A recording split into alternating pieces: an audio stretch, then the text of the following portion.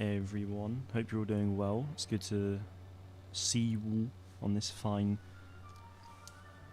not so sunny day. But either way, I hope you're doing well today. It's good to be back on Battlefront. We had pretty much the whole week off. Streamed it on Monday. Thursday was the next stream, but that was a Lego build where we built the Trouble on Tatooine set. And yeah, now we're back. So who we got? Emperor Boba, good to see you. Hope you're doing well. MP Gaming, good to see you. Matthias, I thought it was you, to be fair. The MP and the Spider-Man gave it away. Your old channel got terminated. That's a rip. Any idea why? Alright. We'll start with G. Why not? There we go. Jakku. Not played Jakku in a while, so should be good. That's to be all around baseball. Oh, got terminated because of copyright. Oh, yikes.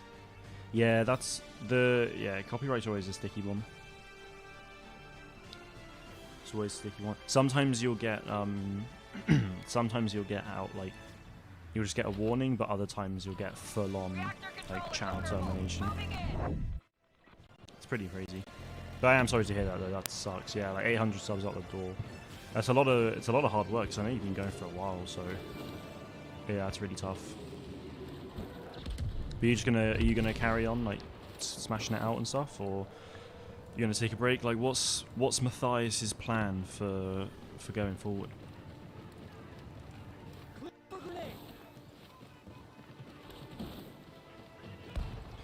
Where are those first order bozos? They pushing up. What's going on?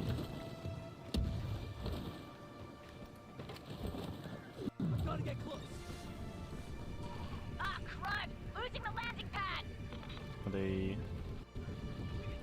Oh, there's one. Boom. Sorry, Antonio. You're gonna keep going. All right, that's good. That's good to hear. Like, I know if my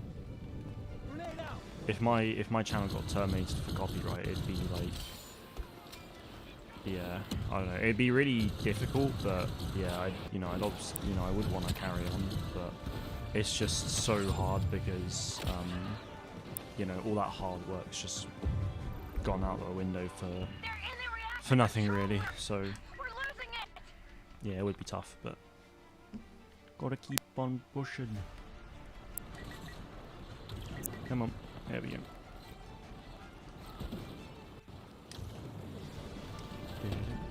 So how's everyone's weekends been so far? Has anyone done anything particularly nice? I know in obviously many places there's not much you can do at the moment, like in the UK, but still, anything nice happening this weekend?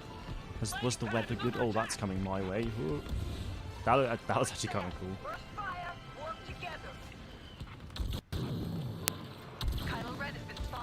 Oh yeah, I was tracking him for so long. That was just bad. I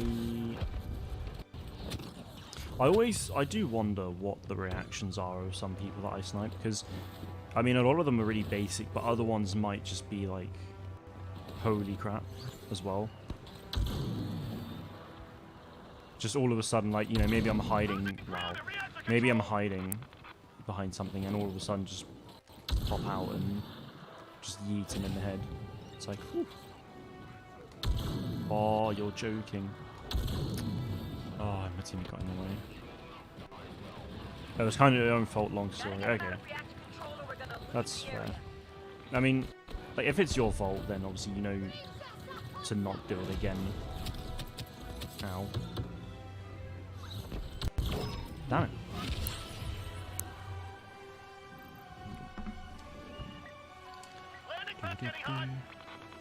You're tired of Battlefront 3 movements? Oh, that's fair. I mean, there's been... Oh, hello. Nice. There's been a fair few over the last... well, I mean, around 2 months now. I mean, I think it was the 13th of January when Lucasfilm Games, like, announced the open world Ubisoft game, I think. You know, it was pretty much 2 months ago since that announcement. And then late January, early February, we had a fair few Battlefront 3 rumors. The latest one was last Saturday, which I reported on Tuesday. But yeah, it's just a lot of it could just be absolutely nothing. Sometimes it may seem to hold some truth, but only, you know, it's only time will tell. Like, it's best not to believe any of them, but obviously we can't disprove any of them, so yeah. Sam and Ark, good to see you guys. Hope you're doing well.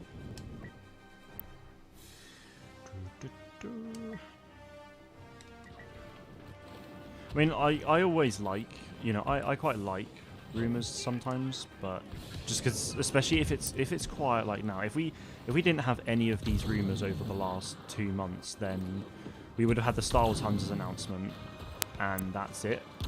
So, you know, that's just for me, that's not a lot to. It's not really a lot to go on and to be, you know, super excited about and stuff like that. So, I always quite like, you know, the odd rumor every now and again, because that essentially just gives me hope and gives me something to talk about and to, you know, to speculate and things like that. So, yeah. It's obviously not good for the dev team, because if, you know, if you just spent the last few years working on something in secret and then people found out about it because of a rumor, then that's going to suck. But yeah, it is an interesting one. I think the Battlefront 3, like, I do think that Battlefront 3 could come in like several years' time. Like, there's no chance it's coming out this year or next year. But I do think we could potentially see it in late 23, maybe 23 at a push, but probably 2024 is a more realistic time setting for it. So yeah, if we do get it in 2024, like, obviously that sucks because it's 3.5 years away, because it would obviously be later in the year, but you know, it would be nice, but only time will tell. I think, you know, if EA are looking to do Battlefront 3 at the moment, if DICE does have a small team in pre-production for it right now, which is absolutely possible, then I think they should probably announce it early, because what they could do is they had this massive wave of new players in, you know, in the last year they've had a huge influx in players, and what they could do is just not announce it for another 2-3 years and be like, hey, Battlefront 3 is coming out in 6 months. Yeah, we've been working on this for the last few years, and then obviously there's going to be a lot of hype and excitement around that, but the issue, I think, is that a lot of people, I mean, you know, a lot of these new players that got the game within the last few months could have stopped playing Battlefront by now, to be honest. And then they'll see Battlefront 3 and be like, oh, I remember that. But I think the smarter thing to do is to just announce Battlefront 3, don't say anything about it, just show like a logo and be like, hey, we're making it. Because I feel like if they did that, that would then, you know, generate hype and keep that hype going for a number of years until they do release it. And, you know, maybe, you know, they could announce it and, you know, they wouldn't necessarily have to reveal anything about it for years. But, or, you know, every now and again they do, you know, they release like a community transmission. Oh, that's a shot. You know, maybe just release like a CT every now and again and just be like, oh, hey, we're this is how we're doing at the moment, or this is going to be our flagship game mode. I don't know, like, it obviously depends on what they want to say and what they're allowed to say and stuff like that, but I think if within the next few months they actually announce Battlefront 3 in development, then that's going to keep people interested in playing Battlefront 2 for longer than not announcing it. Because I know for a fact, well, if Battlefront 3 was, if I knew Battlefront 3 was coming in a few years' time, then I'd be a lot more willing to play Battlefront 2 for longer. But if it got to a point where, you know, if it got to a point where Battlefront 3 wasn't announced for another 3 years, then there's a chance that I could be getting really bored and tired of playing Battlefront 2, you know, by the end of this year maybe. So I don't know. It's an interesting one. Like there are ways they can do it, but I just think the best way to really capture the audience and to generate the most hype is to announce it as soon as they can, really. Ow. Right, is the chat actually just really slow, or is it YouTube playing it? No, it's just like, cool. Just chicken.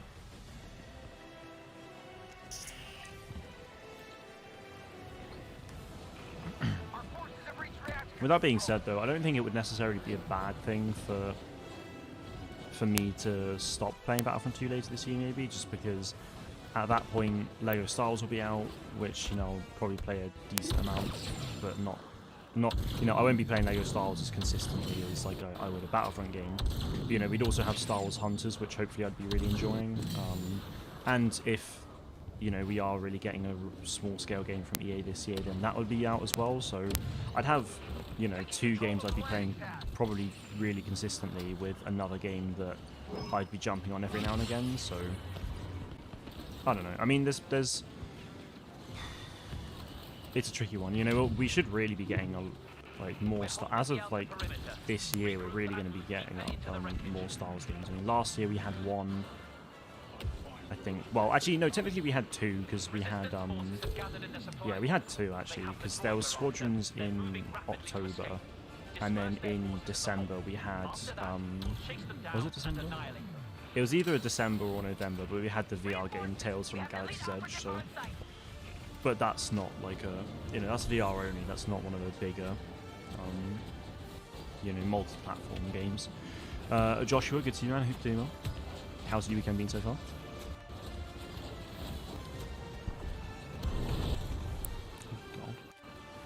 Nice. Oh, that was bad. Schnitzel. Schnitzel's really good, actually. Ooh, wait, if you've not had a schnitzel, I highly recommend. It's very nice. Chicken schnitzel's my favourite, but, you know, pork's really good as well.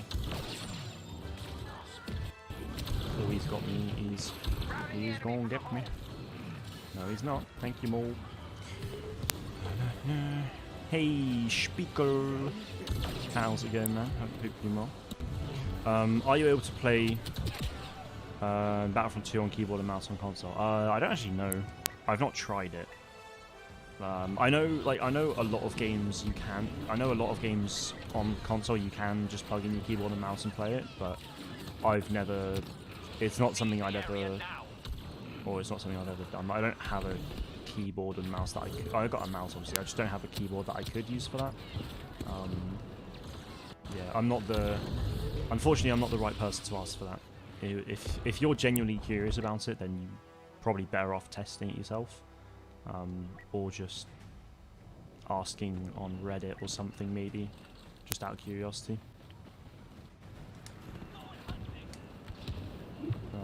But yeah, I mean, like, this year, the fact that we're getting LEGO Star Wars, I mean, I know LEGO Star Wars was meant to be last year, but, you know, the fact that we're getting LEGO Star Wars this year, Star Wars Hunters, we know we've already got 2 confirmed games with 1 rumoured quite highly at the moment, for later this year as well, with that smaller scale game from EA.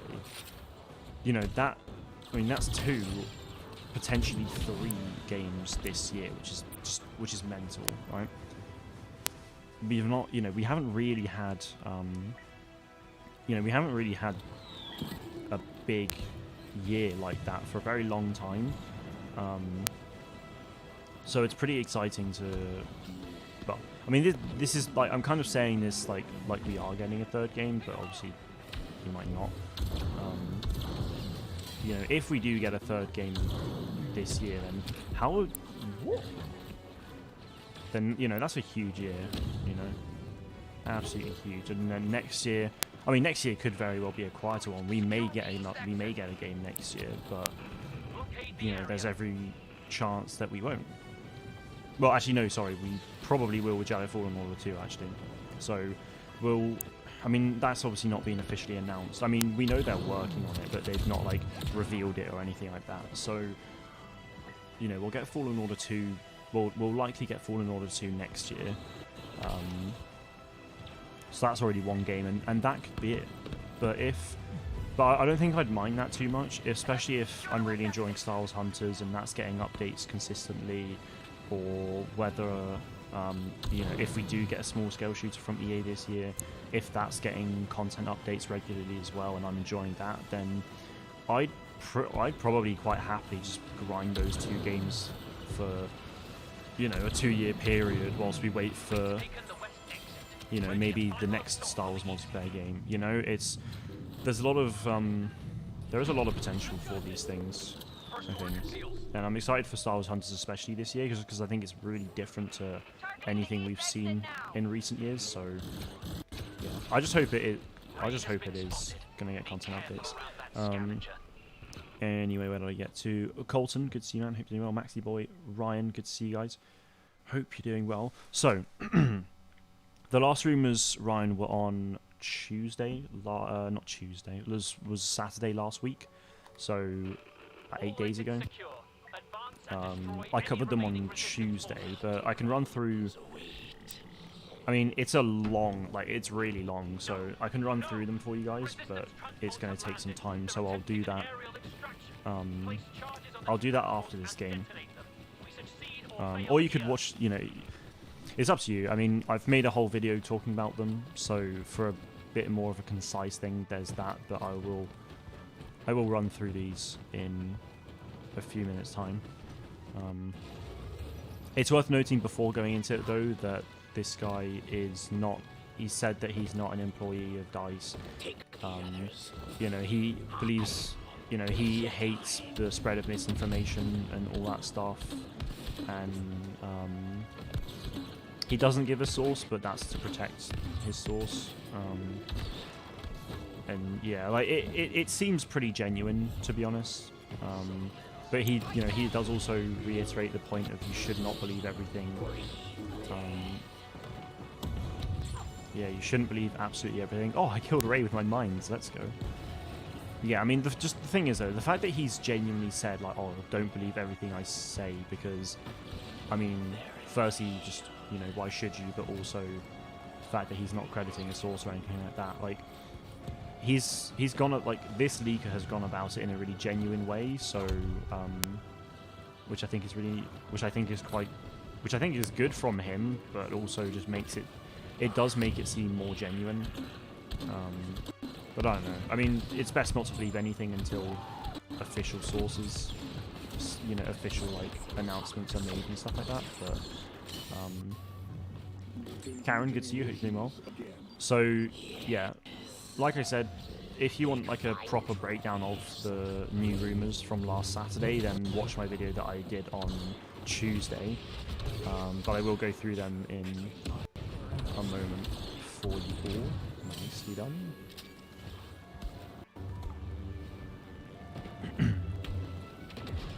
But yeah, I'm doing very well, thank you very much, Karen. Hope you're doing well. Oh, you joker. And Nick, good to see you, bud. Hope you're well as well. Is it the leak that says 3 heroes per era at launch? Yeah, it's that one. It's that one. Ryan, yeah.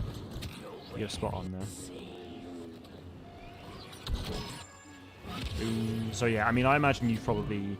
I know you quite like to have a look around the Rumours and stuff, don't you? So you probably would have already seen it, so... Why does everyone want to go back to Jakku? To get dubs, man. To get dubs. I mean, look at the size.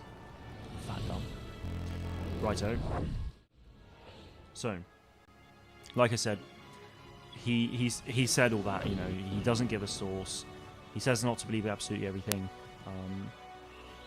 But I'll run through stuff. He said, so this rumor is saying that there was an announcement trailer was made, as like a sample of what it could be, which was literally just black screen, Battlefront 3 logo, music playing, you know, really, really basic. But that's what they need to do.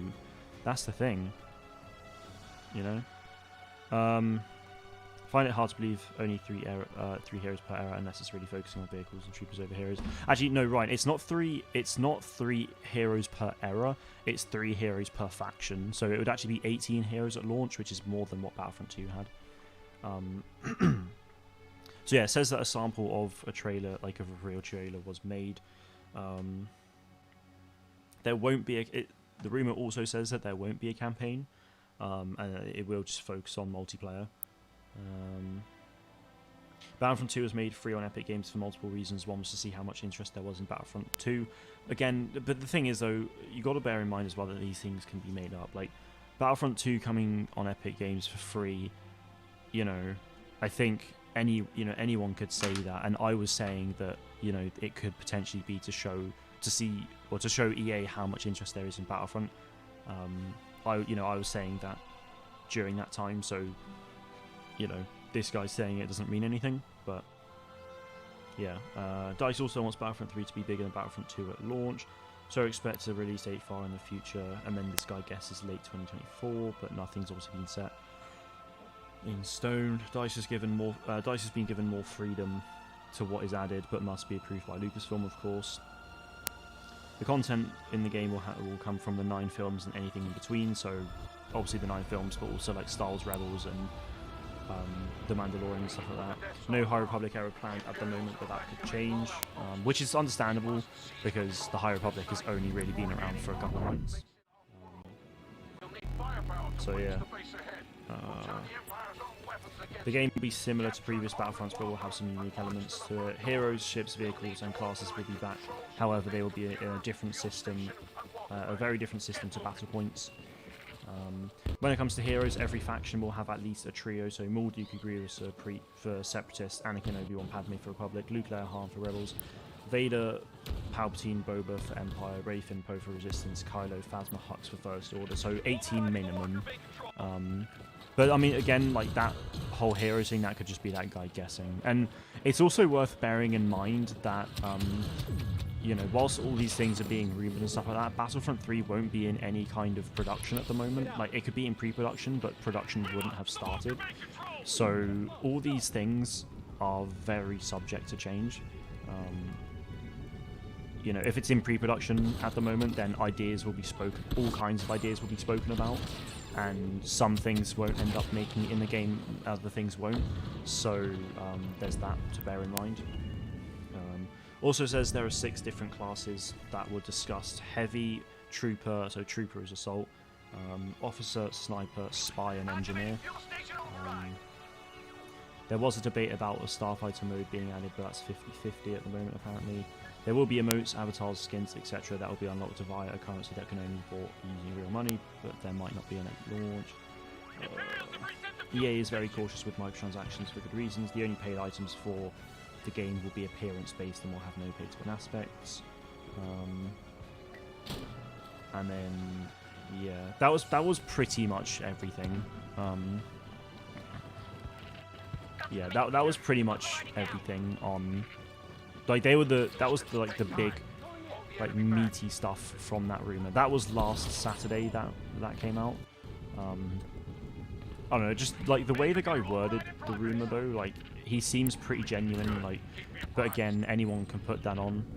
You know, I could say, I could be like, you know, the most hated person in the community, but then make an alt account and seem really nice and genuine. You know, you got to be really careful when looking into these things.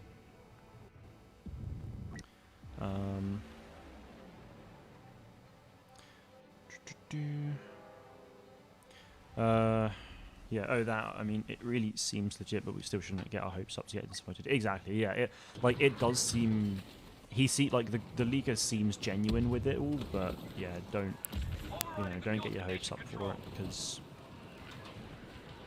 it could be someone having a bit of a laugh, but, yeah.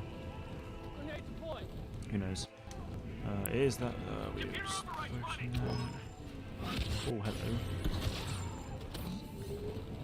hello. Battlefront 3 seems more legit than ever because people from Criterion got moved to work on Battlefield 6, but it could be because they need more hands on deck, but still a possibility.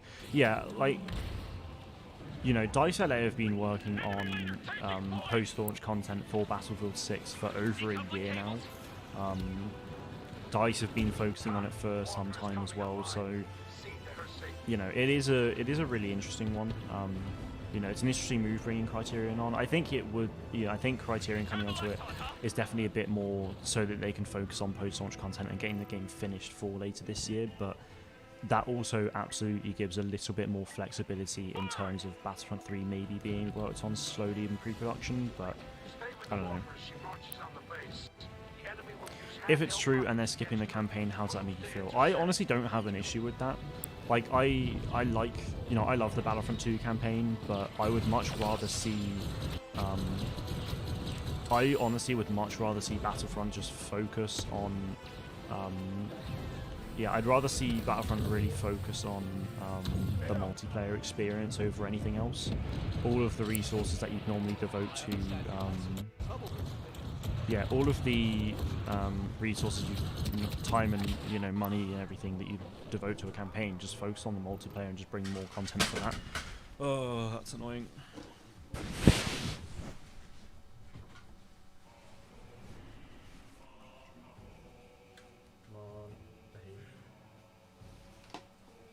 That could fall at any point, but there we go. Right, where was I? Yeah, like you know, if we do get a campaign, then, you know, that I'd be more than happy with that. But I personally think just focus on the multiplayer, go all out for it. Oh, damn it.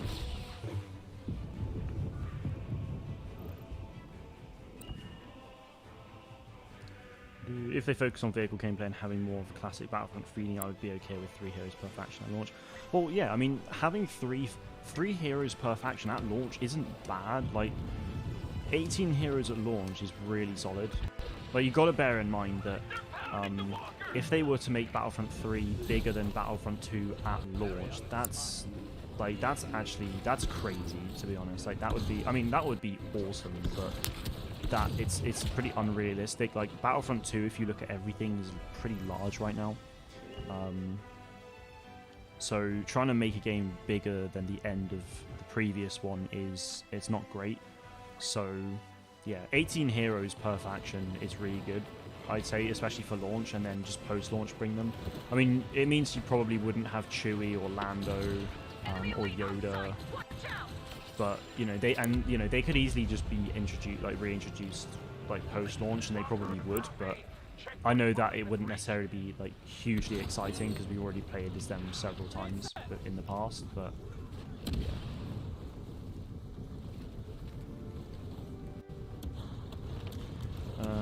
But another thing as well, yeah, if they really focused on vehicle gameplay and made it so that, you know, like, yeah, I just don't want a battle, like, the battle point system works, like, it does work well, but for vehicles, you know, I don't mind, you know, battle points are really like for heroes and reinforcements. I think if they were to do Battlefront 3, like, I'd have no issue with them keeping that.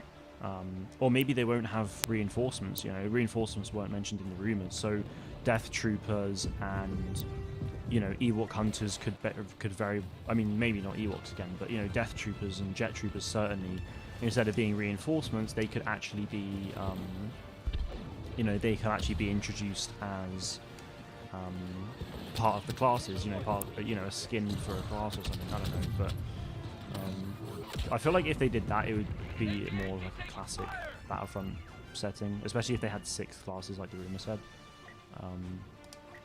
But either way, I want vehicles so that they're just already spawned in the map and you can just walk up to a vehicle, get in, move it, get out, and, you know, just do all that stuff, you know, just have a much bigger sandbox feeling to it. Because Battlefront doesn't have that, and the way they've designed the game, sandbox vehicles wouldn't really work that well. I mean, it could on Supremacy in some cases, but not so much for others. Right. It certainly wouldn't work for Galactic Assault anyway. Bootneck and Fireblue, good to see you guys, hope you're doing well. And yes, Bootneck you have, indeed. Thank you very much for the continued support. Much appreciated. I find the 6th class kind of confusing because what would a spy or engineer do? Yeah, that's a good point. I mean, they could have to, you know, they would definitely have to mix around star cards a bit. Like, you know, Assault is a solid all-round trooper. Heavy, I definitely see more of like you know, even in this game, they're more like of a demolitions and weapons expert. Officer, I would see more as like trooper support, but engineer. Well, and so officer would be trooper support. Specialist would, you know, sniper is how it is now, like long range weapons and recon. Engineer, I'd see more as a vehicle support class. You know, having things like fusion cutters to actually repair vehicles and things like that. Spy, I feel like the spy would be a bit of a mix of an officer and a specialist in that they're a bit more of like a solo player. Like, it's like a short-range solo player. They're not there to support the team. They're more to provide up-close recon, as opposed to long-range recon like a specialist. So, I don't know. That would be my... That's how I would do it, personally. Same thing they did for Classic Battlefront, the engineer repaired vehicles. Exactly. Ryan and I are on the same wavelength here. Here's how I say it. Even if this leak is fake, there's too many Battlefront 3 leaks for them all to be fake. I believe one could be legit. That's another good point. Well, yeah. I mean, I felt like that's a perfectly valid point, but also, there's a couple things to bear in mind. Is firstly, the main thing is just anyone at any time could go and post these like leaks and rumors and say that they're leaks and rumors. Like, there was that one guy who did actually do that a couple weeks ago, and I mean, some people made videos on it, but it was just quite obviously fake. But yeah, I mean, you don't see them hugely often. That's the thing. Like, the gaming leaks and rumors like subreddit is actually really solid because you don't see, you know, it's got most of the day it'll have 2,000 people online, but you see maybe like 5 posts a day. So most of the time the people actually posting these leaks and rumors are actually pretty solid with it. So yeah, I'm kind of with you there. I'm with you there saying that yeah, I'm with you saying that like one of them may very well be true, and absolutely, yeah. I think it was that really stupid one that got called out by the first leaker. So yeah, it's not great, is it? All multi-troop vehicles and troop transports off rails let me fly in an AT for Battlefront 3 example. Yeah, I'm 100% like behind that. Like, I want a much like more of a sandbox feeling with Battlefront 3 if we get one. Yeah, off the rails, you know, LAATs, you know, vehicles already spawned into the map so you can just jump in. Multi-seated vehicles as well would be fantastic. You know, like the Empire could have that troop transport you see in Star Wars Rebels. You could literally have that and just drive that. Have like 8 people in there as a maximum. So, or maybe like 9 actually, because so a pilot and then 8 people in the back. They could just be sat in there. They can't shoot out of it, but you know, it would be fairly heavily armored, and you could just take that, rush to a post, get out, and just bombard it. Like, I think that to me already, just the visualization of that, I can see it right now, and it'd just be so cool.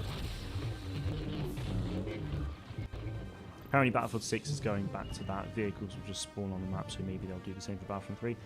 I think, yeah, if... there's been quite a few rumours about Battlefield 6 as well, which have come from, like, I think his name's Tom Henderson. Like, he's a pretty trusted leaker in Battlefield and Call of Duty communities, so... So yeah, I mean, if Battlefield does go back to that sandbox feeling, that would be awesome.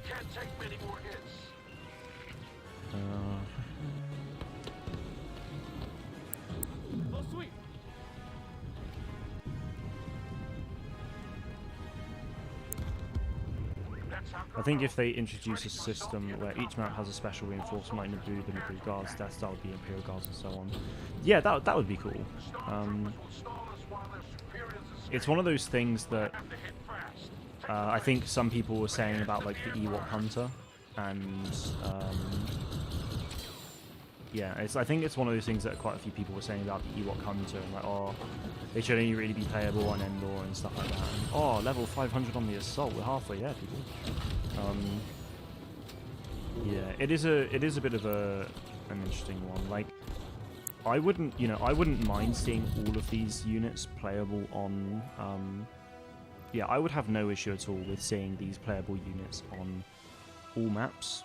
But if they were to have it like specific to other things, I wouldn't mind so much. It wouldn't be my preference, but it wouldn't. I don't think it'd be too much of an issue for me.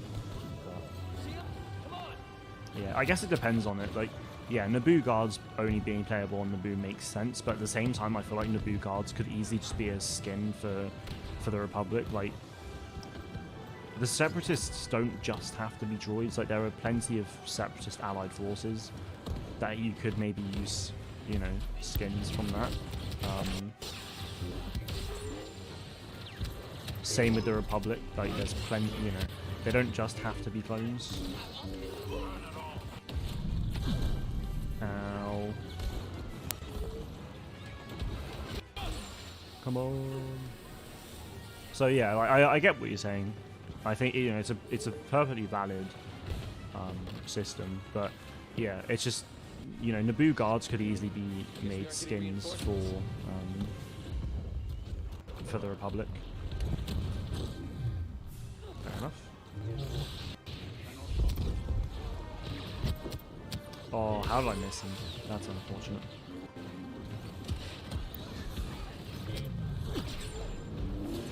Come on. Oh no, he's gonna get back up. Yeah. Damn it. Oh. Death Star needs the Death Star officers with the real big helmets. Well, yeah, I mean, there's Death Star troopers and there's Death Star gunners, but again, I feel like they're just skin. I mean, because the Death Star Trooper was in Battlefront 2015, but they're skins that, again, I just want them to be actual playable skins on all maps. I mean, look at what they did with Battlefront 2. With the Stormtroopers, you had Snowtroopers on Hoth, but nothing else. But in the final update of the game, they made it so that you could play Snowtroopers on Endor if you really wanted to, and I like having that freedom. Like, I don't have an issue with having snowtroopers only on cold planets, but being able to play as a snowtrooper on on Endor, or a shore trooper, which is pretty much only really seen on Scarif at the moment. But seeing shore troopers in a Death Star and stuff like that, I like seeing that. And I love having that freedom to be able to choose, and that's ultimately what a lot of players like. I mean, I know it kind of takes out the immersion a little bit, but I think what they could do is do something similar to what Squadrons did, because Squadrons has got it so that there's a setting which you can just turn off all, you can turn off all the cosmetics for the game. So, well, you can turn it off in game so that your TIE fighter is just a standard TIE fighter, but all of the New Republic ships are just Vanguard squadrons, so that it's more consistent and realistic to the canon. So if that's something, if having Death Star troopers on Tatooine was an issue for some, then just toggle that setting, and then hey presto, there you go. I think that's definitely an option they could look into. I think space ground combat could just change the game. Like, you're the Separatists and attack Coruscant, get defeated, run into a space battle, and goes down. One takes the other. Yeah, I think space to ground would be amazing. Space to ground would be so good. Ground to space needs to be seamless, because people complained with Battlefront 2015 because they were forced to fly. Oh, do you mean with infiltration, Ryan? Yeah, I mean, space. That's actually a good point. Like, there was a space to ground game mode, but you couldn't go back and forth. It was linear, but still. No, I absolutely agree. I think space to ground should... Space to ground, like, I really want. That is my ideal situation. But if that's not actually possible, then absolutely have, like atmosphere to ground. So have it... So, like, supremacies. A supremacy is, the ships are in the atmosphere, so, you're going up, like, several hundred meters up to their ships. But... just have it seamless, like something like that would be amazing. Like I could be in my starfighter, hopefully in space. I could be in a capital ship, walk around for a little bit, jump into the, maybe like a turret got destroyed by a clone in an Arc 170. So I go and repair that as an engineer. I jump into a starfighter, get out, shoot a few ships down in space, go down to the ground, capture command posts. All those different things like that would just be so good.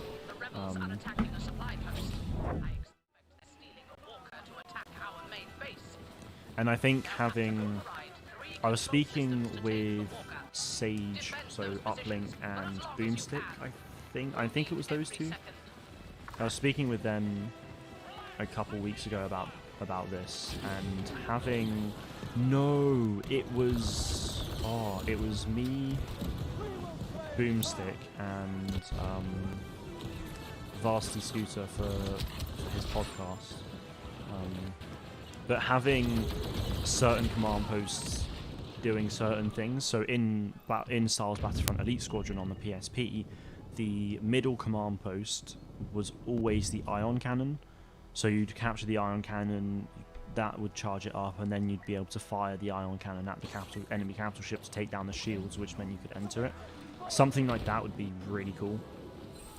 In a Battlefront 3 to really, like, because that could change the tide. Like, you could be being absolutely dominated in space.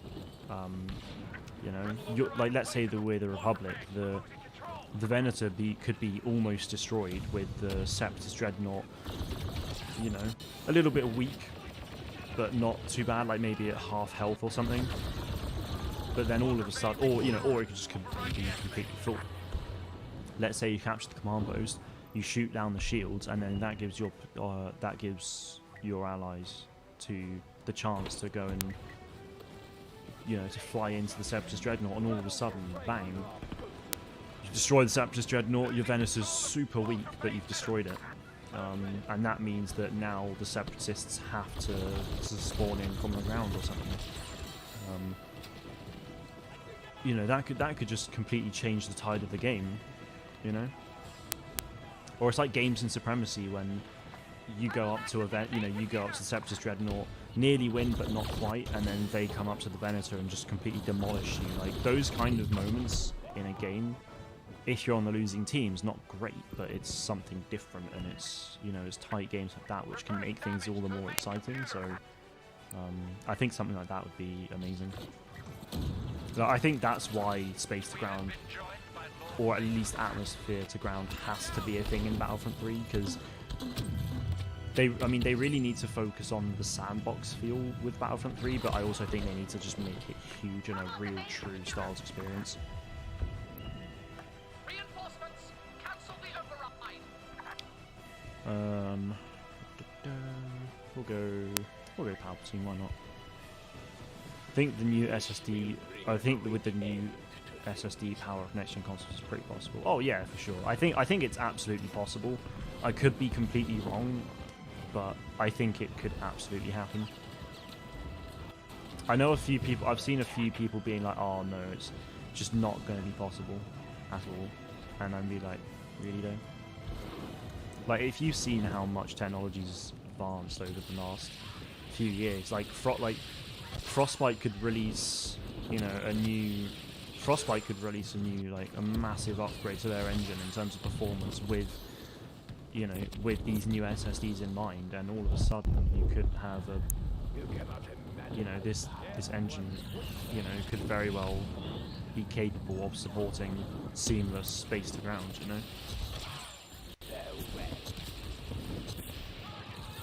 I mean, like, I think, seamless space to ground is preferable, but honestly, if they really need to, then having a really quick cutscene is fine. But you know, that being said, look at Ratchet and Clank Rift Apart. You know, that's gonna be, you know, that's taking the full advantage of the PlayStation 5 SSD, and that's loading from one world. That's seamless transition from one game world into another. Literally seamless, because of how powerful this SSD is. Yeah, okay, it's a lot, you know, the game is a lot more stylized. It doesn't have as high a poly count as what a Battlefront game would have, but the fact that you can do it in Ratchet and Clank Rift Apart, you know, with the consoles releasing only a few months back, you know, I think it's absolutely possible that EA and DICE could do it with a Battlefront game.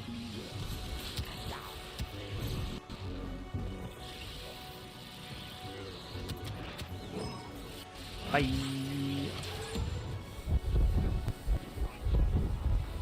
Only got a few. GG's. I've tossed this idea up a few times. I think capital ships should be reinforcements. How so?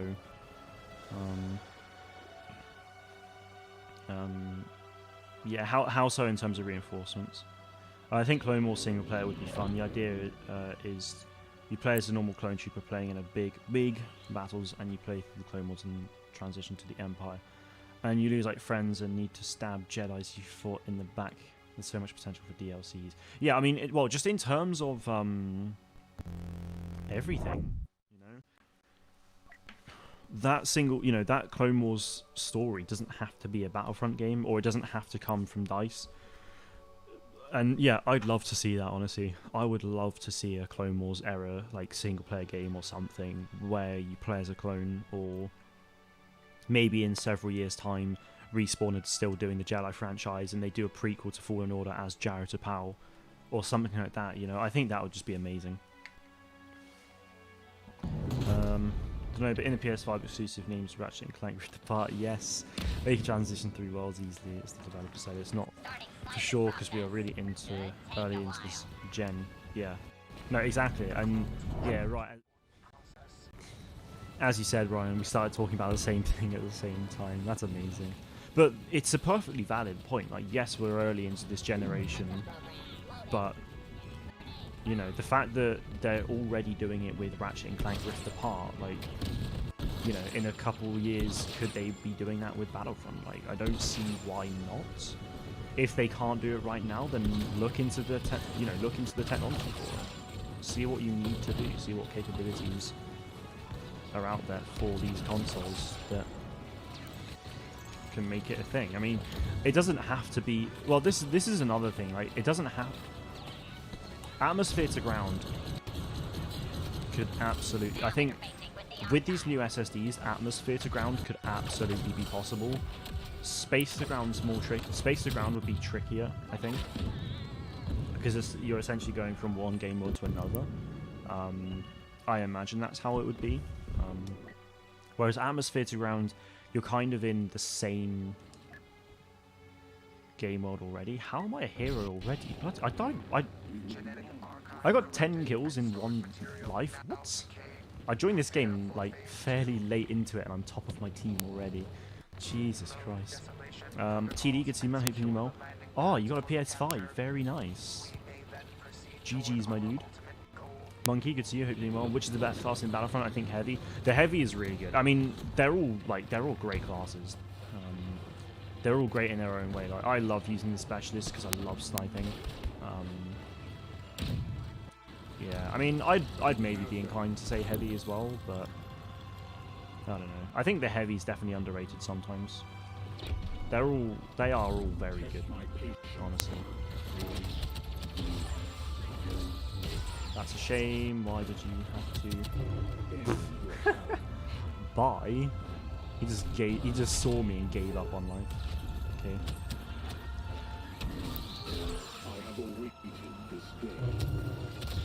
Yeah, it would be really nice if this LAAT could stop. Oh, that LAAT, man. Okay, picture Battlefield 1, picturing with the behemoths. Yes, I'm seeing that. The losing team will have a Zeppelin spawn in, and it'll assist with the ground battle. It's not a primary objective, but you can attack it and take it down. Okay, yeah, I see what you're saying.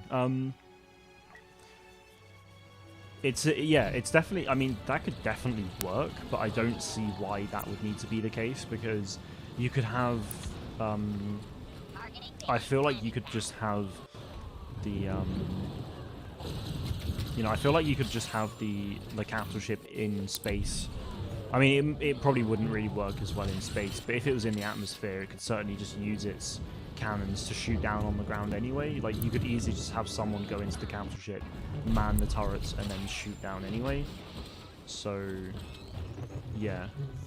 I don't know.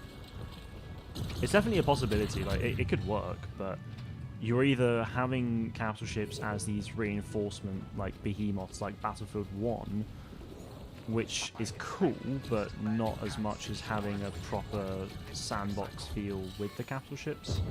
Like, it could absolutely work, but it's one way or another. Right, I'm just gonna let the up. Okay, alright, you do you. You do yo, baby boo.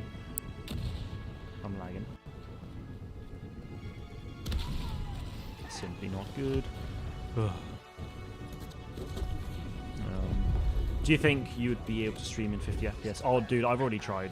My laptop just can't handle it. Yeah, unfortunately, like, I've tried several times, but it's just, yeah, I just can't. When I get an actual PC, hopefully later this year, then I will 100% be streaming in 60 FPS. But my yeah, my laptop just can't handle 60 FPS streams, unfortunately. I think it could be possible that they could just preload the world space battle and unload the ground battle in space as the space world loads. Well, yeah, I mean, the thing, if you look at how rendering like works, there's a really cool Unreal Engine footage of it, but all of this stuff that, I mean, this won't necessarily work in all cases, but the way rendering works is that it only renders what's in the camera view. So my camera is looking like, you know, in this.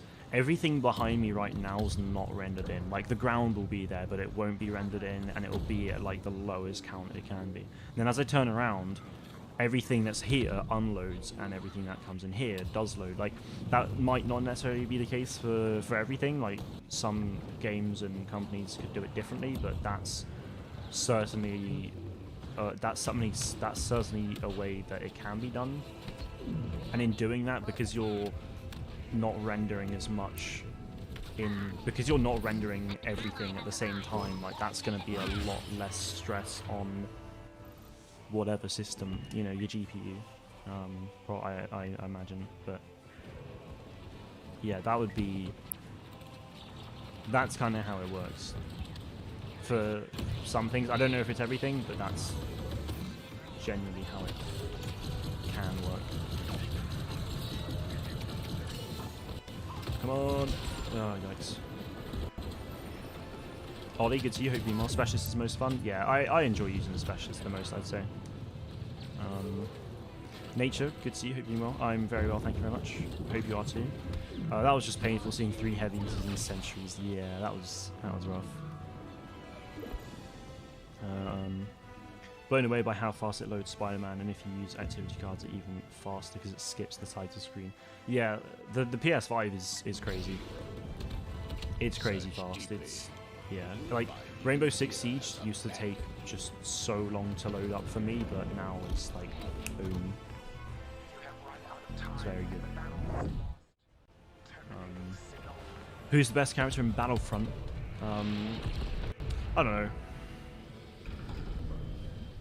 My favourite is Luke and Maul, but I wouldn't necessarily go and say they're the best. I guess it's just a matter of opinion, really. Now, with capital ships in Battlefront 3, it would be no fun with only the losing team getting a capital ship, so as reinforcement you can spend points to spawn them in. No, but again, you know, that could absolutely work, but if you want space to ground combat, don't do that. If you want a big space to ground experience, then you're going to have capital ships already in. I mean, if a team destroys them, then maybe you could spawn another one in using a point system, but I don't see the benefit to that, really. Like, you know, it's a solid idea, don't get me wrong, it really is, but again, it's one way or another. You know, it really is one way or another. You have it as a reinforcement system that's not so sandboxy like in Battlefield 1, or you actually have a system in place that's space to ground and you have all of these things. So, yeah. Monkey, I'm not streaming on Twitch at the moment, no. I do have a Twitch, but I haven't streamed on it in ages. There was only one game. Ugh. Tatooine, though. Very solid map. Samuel, good to see you. Hope you're doing well. Sorry I was a bit late. I think with the capital ship being reinforcements could work like the pirate ship battles, but with the Venators and destroyers, and you can control the cannons and one that controls the movement. Yeah, like, you know, the reinforcement system with capital ships, it could work, but, you know, it's either reinforcement system or they're always there anyway. They can be destroyed, but you can actually go in and do like all the things you want. Can PS5 record in 4K? Yes, it can. I can't use 4K at the moment because my monitor's not actually 4K. I thought it was, but it's actually not, which is a shame. It's like, it's a step up from 1440p, but it's a step down from, like, it's in the middle between 1440p and 4K. And because the PlayStation 5 doesn't support 1440p at the moment, I can only play in 1080p. Which is a bit of a rip, but, you know, 1080p, like, I'm looking at this right now and it looks absolutely phenomenal anyway. And I can play at 120 FPS on Call of Duty anyway, so why not? We good. We did.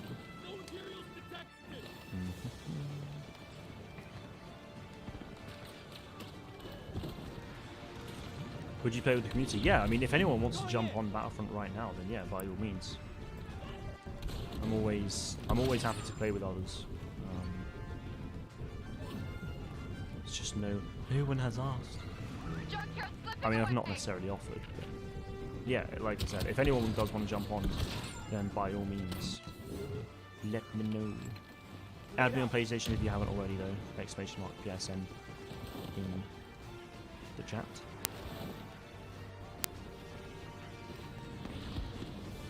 I also think the space to ground would be like Starfighter Assault with the controllable capital ships and the fighters, and fighting takes. Oh god. Let's not give up the junkyard yet.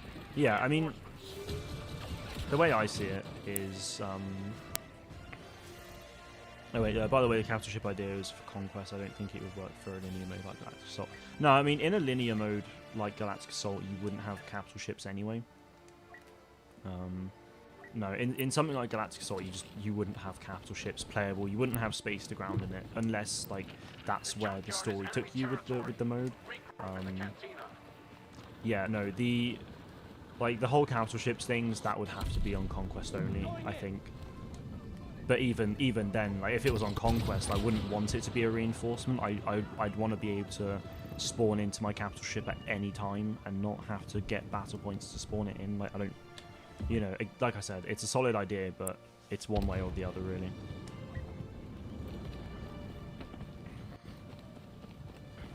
Do you know when the new Star Wars game comes out? So, no. I mean, at the moment, the only games we know of at the moment is Star Wars Hunters, which doesn't have a release date yet.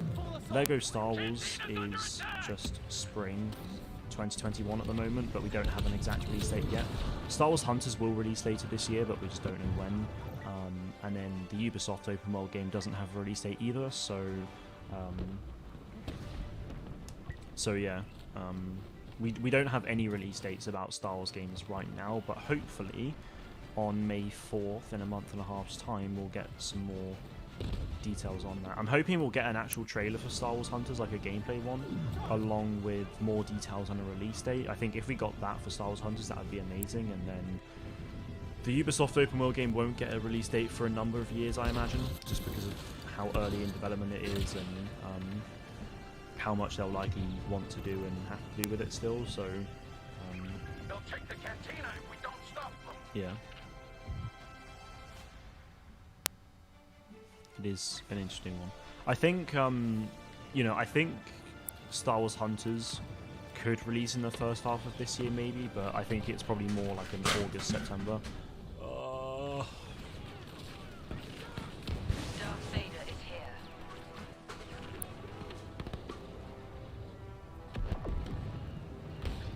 Is that okay with the camera as well?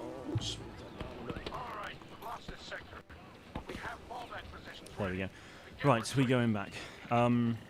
Yeah, Lego Star Wars, should it still be on track for spring 2021, then I think we could see that in, like, I imagine that would probably come out in May, but I don't know. I'm really skeptical about Lego Star Wars at the moment. The fact that it's, we are in, okay, well technically we're not actually in spring yet. Spring's as of next week. Spring starts next week. But we're nearly in spring and we've still barely heard anything about the game. Or nothing recently anyway. Yeah, Star Wars Hunters will probably be July, August, September release. There is a rumoured EA game for later this year, which I imagine will probably release in November, if that's true. But yeah, nothing at the moment. Hit them fast before they're unstoppable. Well, the thing with Starfighter Assault and Galactic Assault is that they're linear story-based modes. I wouldn't worry, and Supremacy, I mean, at the end of the day, Supremacy is a pretty linear mode because the level design is the level design of the ground is non-linear, but the actual mode itself is linear, to be honest. But yeah, the thing with Galactic Assault and Starfighter Assault is they're actually, they're story-based modes and linear. I don't, in a conquest style mode with space to ground and capital ships, I just want to see that classic conquest experience, to be honest. I don't want to see, I don't want to see all of these, objectives getting in the way of things. I mean, you could maybe have like side objectives which could give you an advantage or something. Have random events like that. That's something that could work, but yeah, I don't know. GN, good to see you. Hope you're doing well, and welcome back, Emperor Boba. No worries at all. Camera's got to go though. No worries at all. Have a good rest of your day. What I meant was you could, fight. Good space, right? In space, then land on the capital ship, then.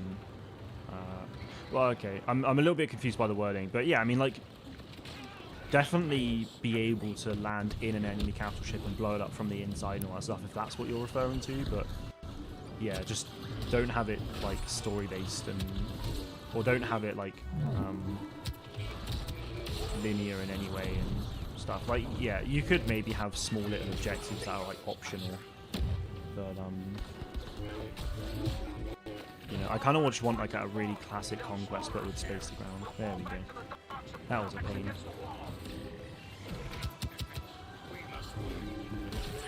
Bye. Oh, come on. I'm doing great. Thanks, that is good stuff. I'm doing very well. Thank you myself. Can I play with Calrissian? I will do that next time. You could probably spawn the capital ships pretty quickly because the squad would share battle points similar to how it works in Battlefield 5.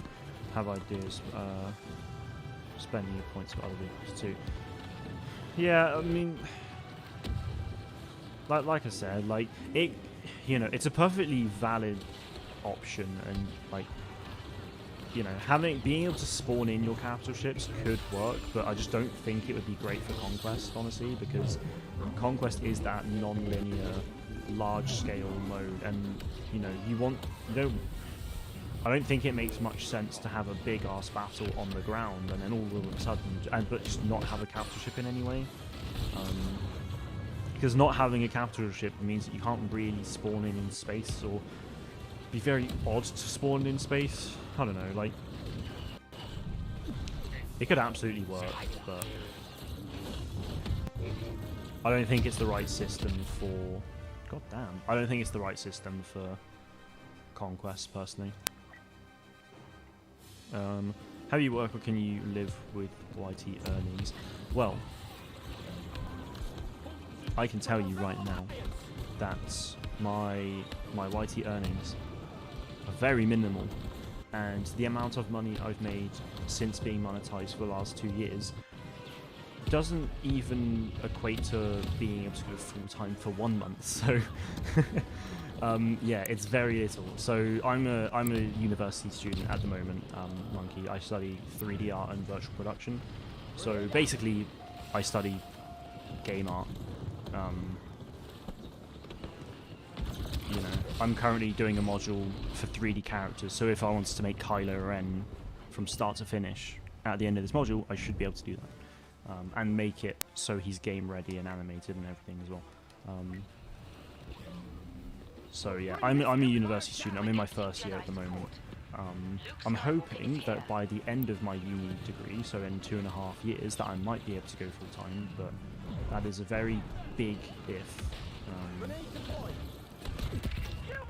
Most of the time, like, from what I've noticed, to go for, because the thing is, though, full time is really like, being able to go full time is all about like views and like it, you know, someone could be on 20k subs, but they have like, but they get several 100,000 views per day, per month. Like, they'd probably be able to go full time on ad revenue, especially if they had enough channel members and stuff like that. But I don't know. I mean, that's probably not true, but I mean it really does depend on a large variety of things, really. Commonly what I've seen is channels around 70 to 80k.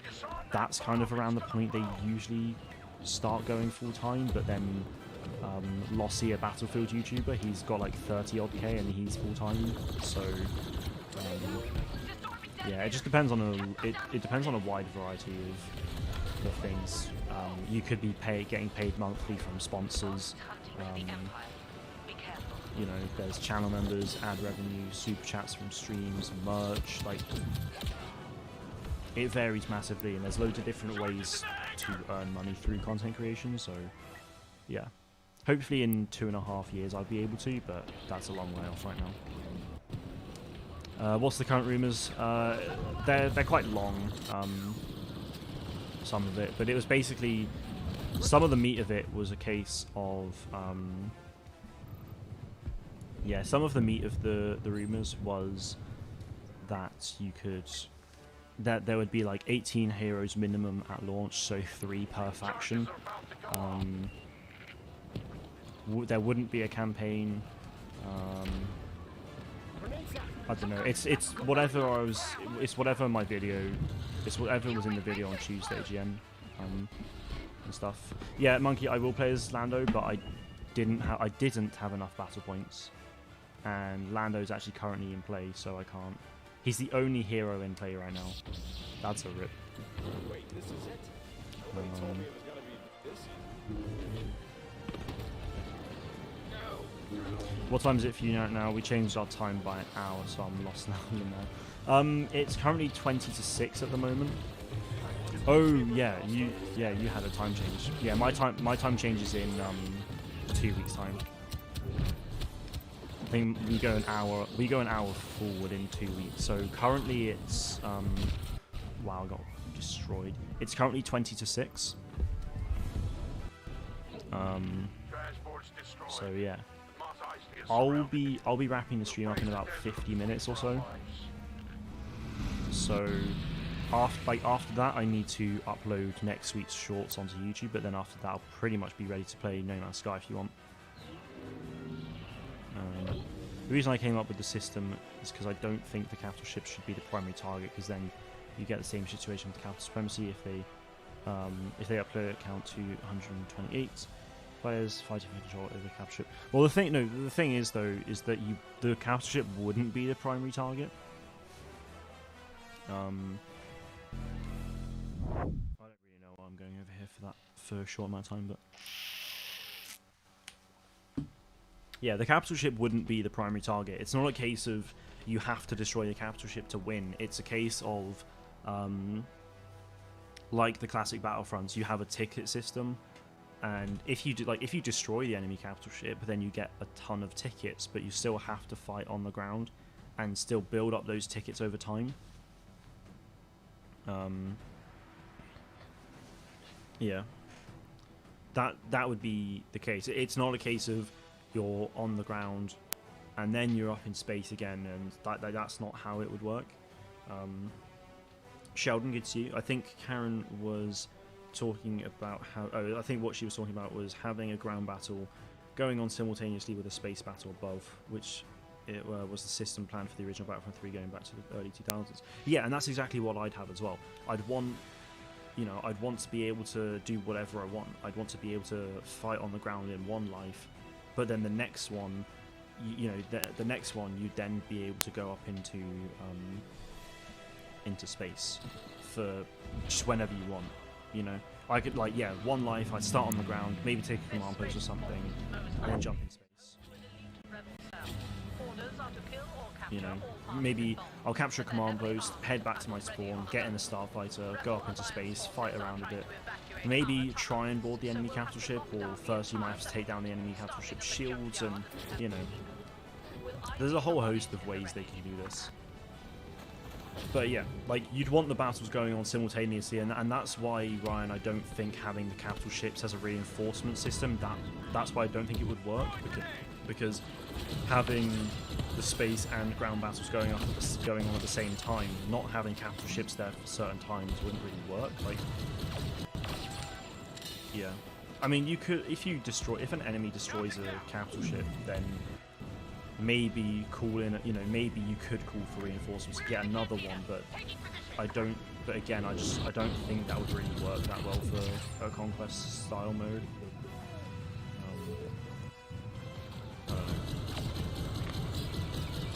I just think that's overcomplicating things a little bit.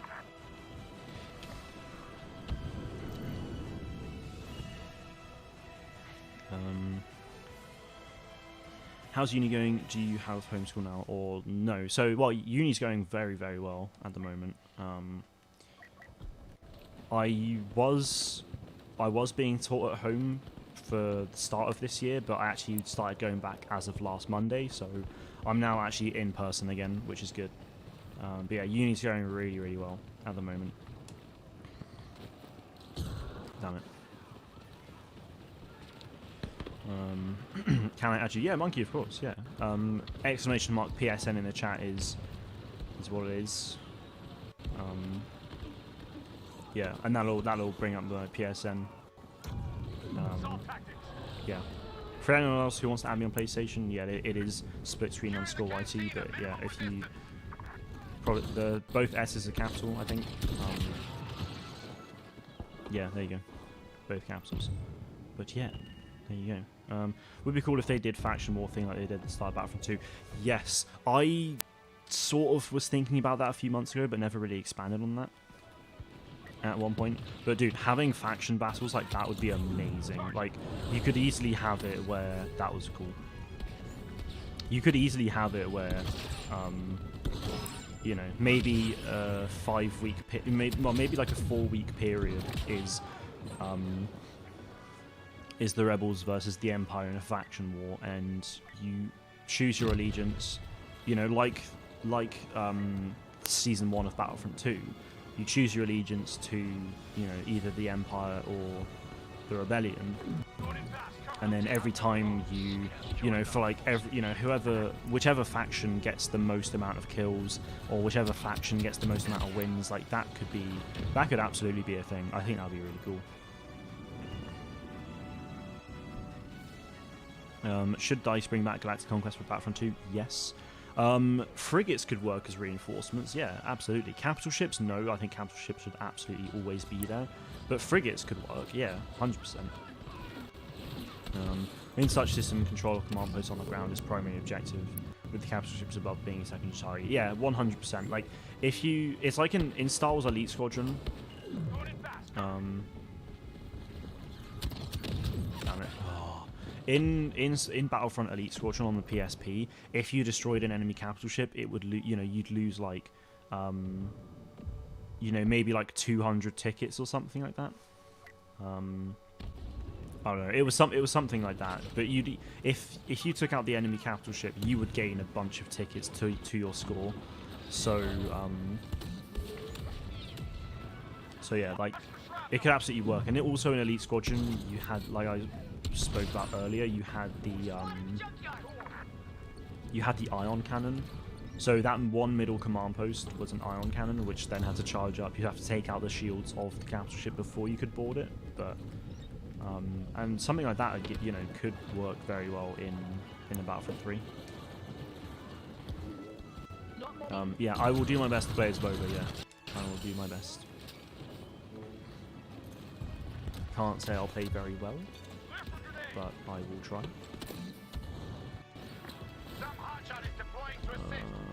I heard, yeah. I knew I heard someone running out. It's Schnitzel. I'm pretty sure my Schnitzel comment was made many games ago. He's still here, my man. Also, Monkey, I actually, like, when this channel started 3 years ago, I did actually stream Fortnite. And I still do play Fortnite every now and again, but streaming Fortnite on a Star Wars gaming channel makes no sense at all. It really doesn't make sense. Like, a lot of people would hate that as well, and I lose a lot of subscribers, and that's not what I want. The only things I'm streaming on this is Star Wars. So, yeah. There you go. I do have a second channel, which I will get back to at some point. And like I said earlier, I do have a Twitch, but I don't make content on the second channel at the moment, and I'm not streaming on Twitch at the moment either, because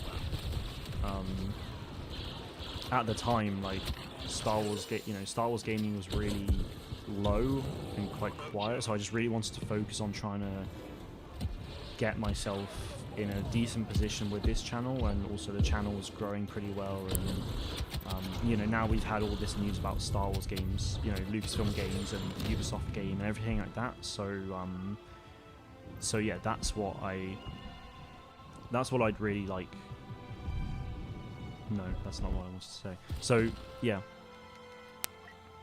maybe in like a year's time, or even later this year, there's a chance I could get back to the second channel, but realistically, I don't know. I mean, I think for me, really, like, I'd love to have a second channel, and I do want to, but I just don't think it's the right time for me right now. Like, I could easily start it now and grow it, and hopefully it'd be really solid over...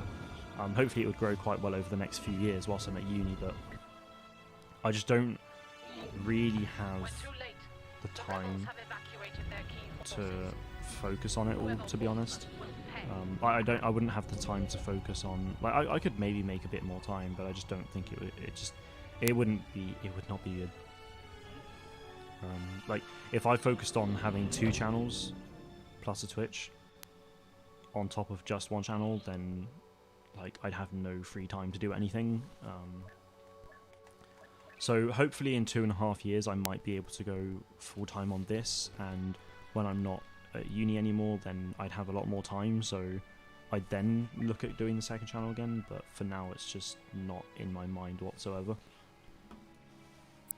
Gotta go now. Have a nice evening, everybody. No worries at all. Sam, take care, man. Have a good one, and we'll see you soon. Darth Plagueis the Wise. I am doing very well, thank you very much. How about you? I just realised I have not changed screen, but it is what it is. Starkiller base. We're going to do some snipes now.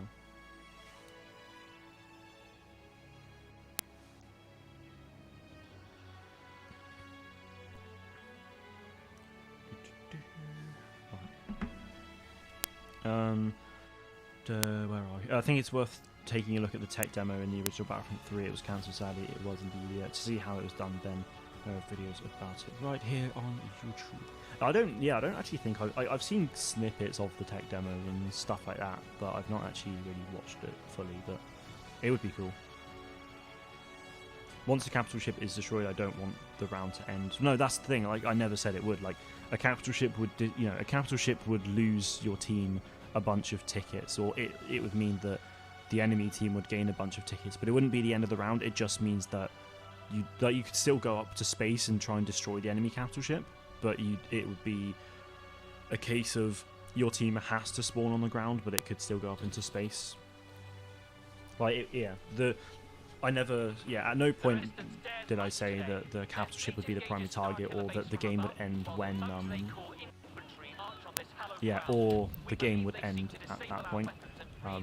No, I'd like that would not be good. That would just be another capital supremacy scenario, and everyone would just focus on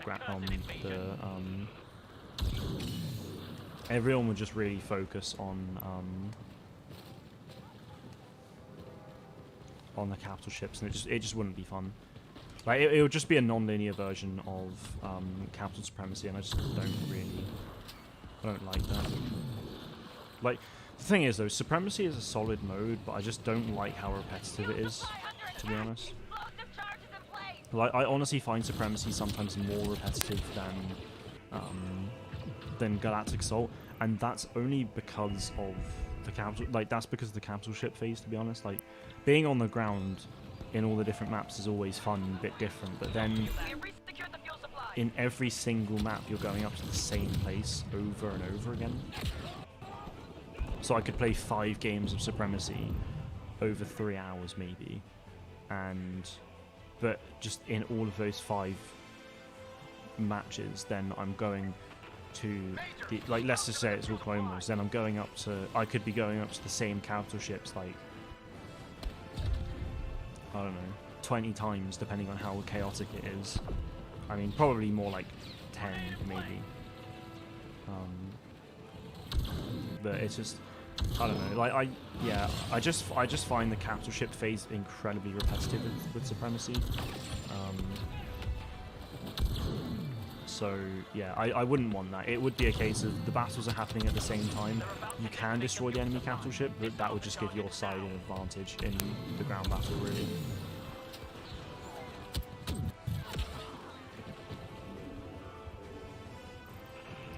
But yeah, I would love to see it crash onto the map like a Zeppelin in Battlefront 1. I mean, that would be cool. The issue with that, though, is that these capital ships are massive. Compared to a Zeppelin, like a Venator would be far bigger. And, like, it'd be cool to see it crash into the ground. But the thing is, though, these capital ships would be in space, so they'd have to fall an awful long way down to the ground, and that would cause some serious damage to everything. So yeah, like, it could work for sure, but it might not. I mean, crash into the planet, sure, like, you know, maybe you can see that, but not necessarily into the map itself.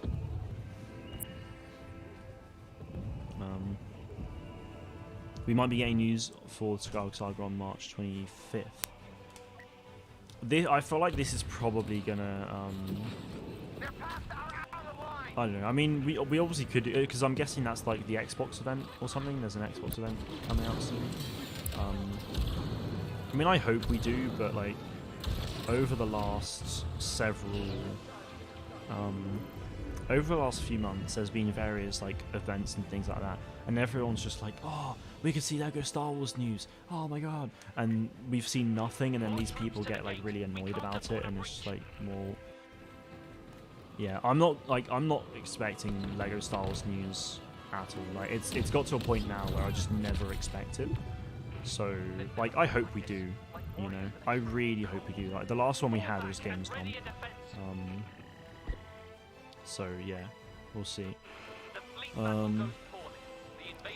So I don't know how to say that honestly, but it's good to see Postma. I will say that. I know how to say Postma. Hope you're doing well.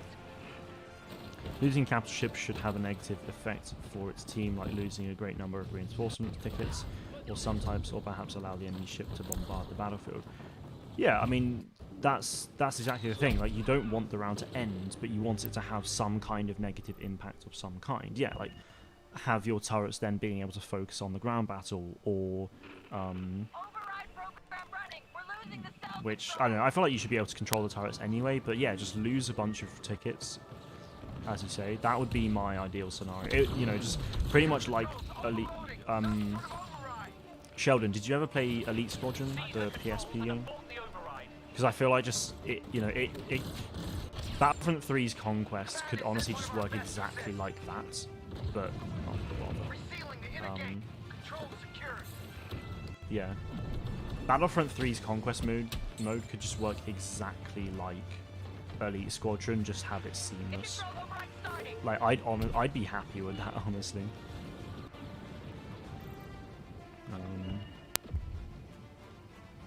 Would be nice if in the ship phase of Capital Supremacy, oh, hang on, hero.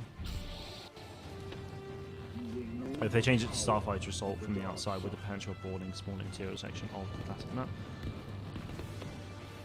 Oh, like in classic Battlefront. That would be cool. I just don't think... To be honest, I'm not even sure how... I don't know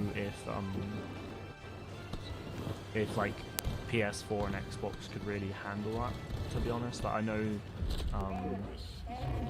there were limitations with things, so I just don't know if... Oh, screw you, Chewie. Yeah, I just don't know if previous gen consoles could really handle it, to be honest. And also just... I don't know. I think if you had it like Starfighter Assault after the ground battle, then you're just making the mode just insanely long already. I just don't think that's really needed. They have their people. They're evacuating and their ships. No. It's the Future of Games show event on the 25th. That's why. That's what I read online. Okay, well, then yeah. I mean, like, there's always potential. The thing is, though, always at these events, there's always potential to get, you know, there's always potential to get LEGO Star Wars news, but I'm just not expecting it. And you know, we could very well get something here, but I just don't know. Maybe once your capital ship is down, you can no longer spawn starfighters. The lack of starfighters means no boarding the enemy capital ship, so it could give the enemy team a major advantage. I wouldn't go that far. So the way I do it, because the thing is that you're still going to want to be able to take down the enemy capital ship, because otherwise that's just completely unfair, and everyone would just go straight for the capital ship straight away. So the way I do it is, yeah, you couldn't spawn in as a starfighter in space if your capital ship goes down, but you can still spawn on the ground. You know, you could still spawn on the ground and have like starfighters could still spawn on the ground that you can just go in and fly around and strafe run and stuff, but you could just take those up into space and go and board the enemy capital ship. So yeah, like, you would still be given, you know, the opposition would still get an advantage for that. But you know, it's not absolutely everything. You would still be, you know, you would still be able to board the enemy capital ship, but it wouldn't quite be so drastic. Okay, I'm going to go on to some HVD now.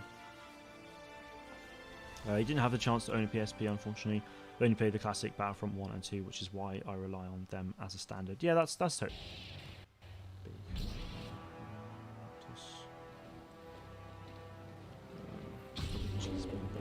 Ketchup, bacon, lettuce.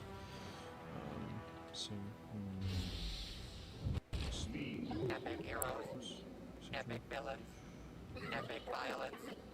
Set your circuits to overload because the obliteration is about to begin.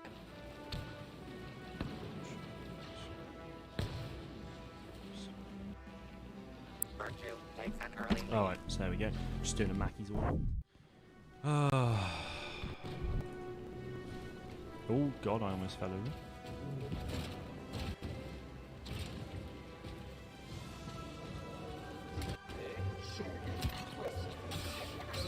The original Battlefront 3 did have seamless space-to-ground transitions. Yeah, oh, for God's sake. The thing is, yeah, there are various things. There are going to be various reasons as to why previous gen consoles can't run things that, or like current gen consoles can't run things now. something you got to bear in mind is that, like Ryan's saying, is the poly count now in a Battlefront 2 model now has a poly count far higher than anything like this. Jesus Christ! Like this one room in Battlefront 2 could have a higher poly count than pretty much just the entire Battlefront, like the classic Battlefront. I don't know. I mean, I don't know what the poly count is for this and the classic Battlefront, but you know, just yeah, that's a big thing, and also texture quality as well. Like in Battlefront 2, you've got 4K textures. In classic games, you did not have that by any means. Yeah, there are going to be so many reasons, but like instant action for PC on this game has was 32 versus 32, but on Xbox and PlayStation 4, it's only 16 versus 16, I think, because current gen consoles just couldn't handle it. It's basically just a lack of it's a lack of capabilities with the hard drive, and also now that we've got these next gen consoles, it's the power of the SSD being able to load things a lot quicker.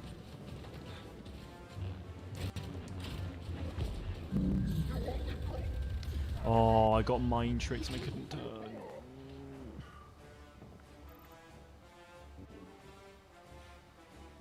The thing is, you wouldn't use smaller models. Like you'd want everything in the game will be built to like the same scale. Like all of these things are built to scale. Like you wouldn't just make everything smaller for the sake of it. I mean, you could lower the poly count, but then you run the risk of losing quality, and you don't really want to be doing that. But again, this is going back to that whole point of with rendering as well. Is that with a lot of I don't really know any examples, but I know like I've seen it in like Unreal with like a video example of it, but it's just everything. I don't know if the technical term for it is camera-based rendering, because I know that is a thing, but basically everything that's in the camera view is rendered, whereas everything else behind it is not. Because that, that's just, it's a lot. I mean, you're not having to run as much at one time. Oh Jesus Christ! I'm getting pushed all over those. Because just think about it this way: if my camera was rendering, if the game was rendering everything in this mode, in this map right now at the same time, then that's a lot, and that could severely lower increase loading times and increase like CPU and GPU usage, and performance would go down and stuff like that. So having the camera-based rendering where only everything in the camera is rendered, then that is obviously a great improvement. I mean, I imagine that's probably quite standard with pretty much everything, but yeah, it's super useful. And like I said, like yes, the capabilities of previous gen consoles were far higher than PS2. Just because the capabilities are higher doesn't necessarily mean that just because the PS4, or just because classic Battlefront 3 was going to have seamless space to ground doesn't necessarily mean that the PS4 is going to be able to, because you've got a much higher. Jesus Christ! Just everything is much higher quality,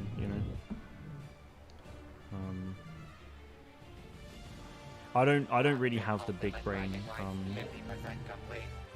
I don't really have a big brain to be able to properly explain all that. And honestly, I wish I did, but I don't. So,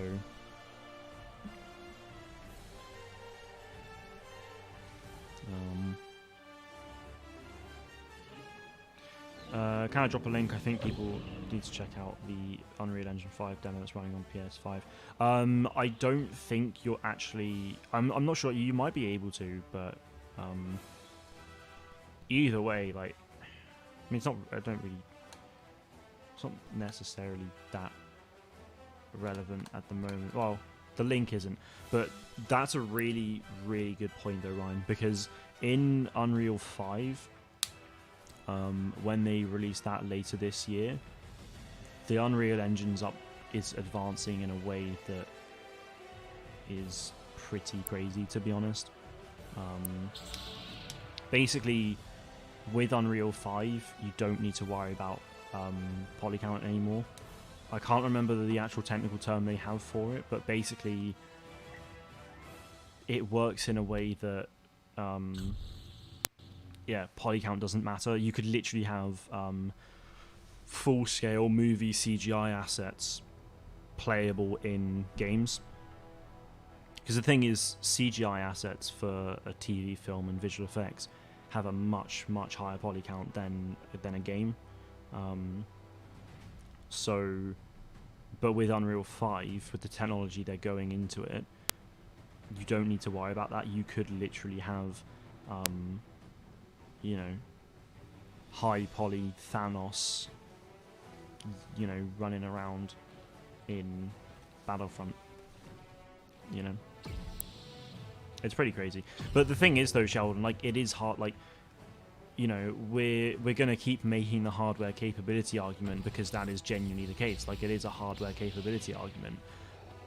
The, you know, PS5 and Xbox Series X should be able to run that. Yeah, like, we're not saying that. It's just PlayStation 4 and Xbox One would not be able to run Space to Ground. And also, there's not only that, but the Frostbite engine might not have the capability to do that either. They might not have the technology to be able to do that. Maybe they do now, but at the time, perhaps they didn't. Maybe it's something they're working on now, or will look into working on for Battlefront 3 should they do it, should they be doing it. But yeah, there are various, you know, there are going to be various things with it. I mean, considering a PSP could run Elite Squadron with a space to ground mode that wasn't seamless, it doesn't surprise me that classic Battlefront 3 was going to have seamless space to ground. But yeah, sorry, the hell. Yeah, if you guys are going to use that, I'll sacrifice whatever's needed in graphics to have the desired gameplay elements and hide it with clever tricks. Yeah, I mean,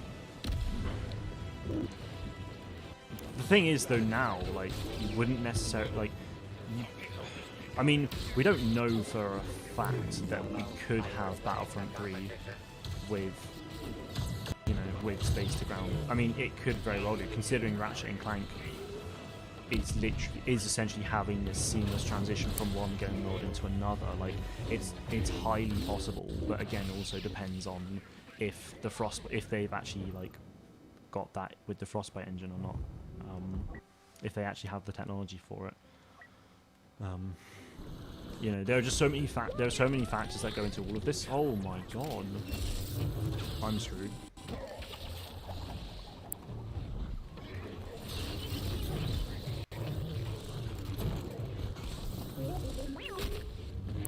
Oh, I was really hoping. Oh, I nearly got him.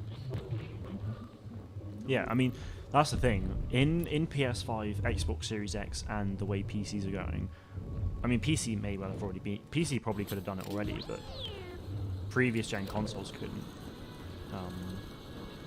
But yeah, with PlayStation 5 and Series X, you know, we could very well have space to ground, so we wouldn't have to sacrifice graphics.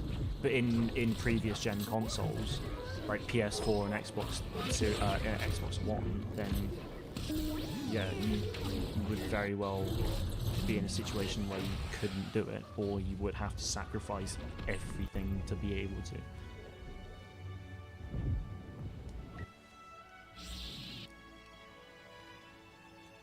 Yeah, I mean, it is worth looking at the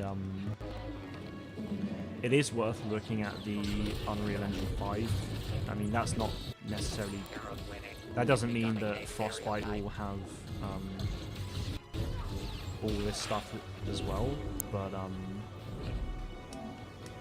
yeah, it doesn't mean that PS5 is going to be able to do, not PS5. It doesn't mean like all game engines are going to be at that point. But the two major things with Unreal 4 upgrading to Unreal 5 is that, yeah, like you can go from, yeah, you know, you won't have to worry about poly count of your models, and also lighting is a big thing. They're having a massive lighting improvement where you're essentially having, you can essentially have ray tracing without the need for like an RTX card and stuff like that. I think that's essentially what it is. So. You could have run.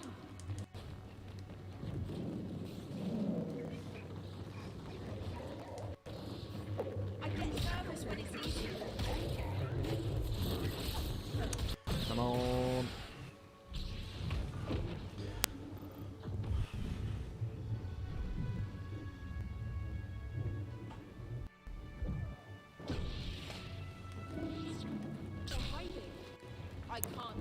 Well, yeah, no, Sheldon. Like, there is no issue for next gen consoles. It's just because you were saying that, you know, you were essentially saying that the classic game was going to have it on PS3, so why couldn't it with that? Like, because you were saying you were saying current gen consoles, which obviously the current generation is now Series X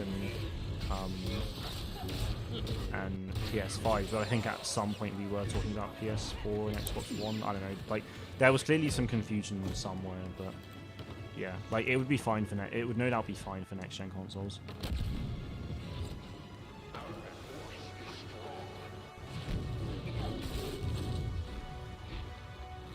Come on. Had a pretty rough start, but changed to range. Pretty good. Damn it.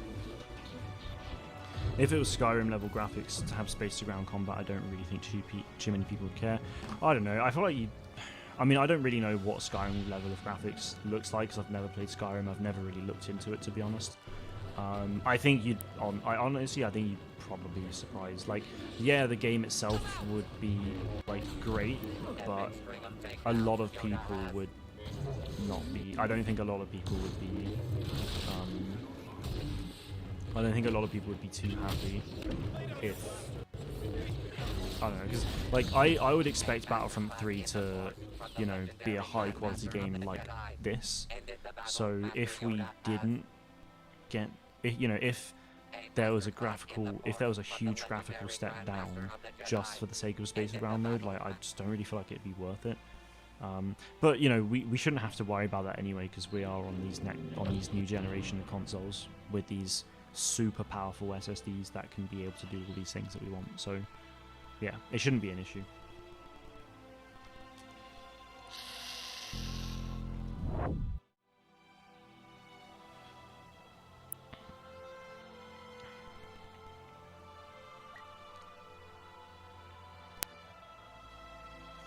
Yeah, I mean, Frostbite no doubt will have had an upgrade for,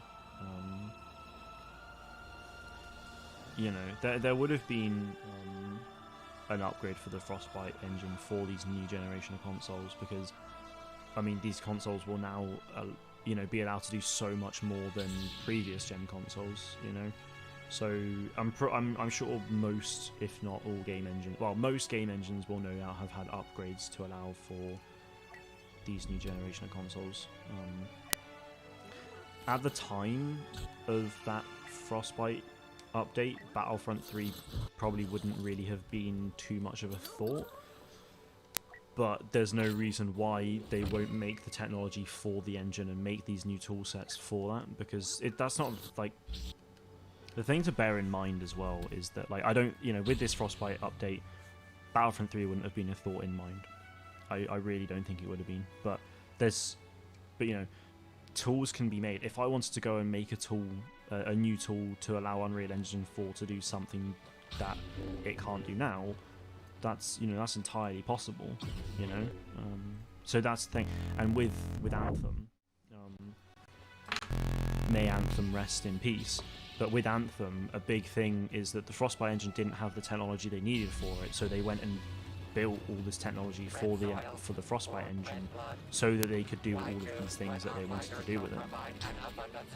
But yeah. Will you be streaming the event on 25th? Unlikely. Yeah, I doubt I will, but you know, I'll keep an eye on it, but I'm not going to stream it or anything.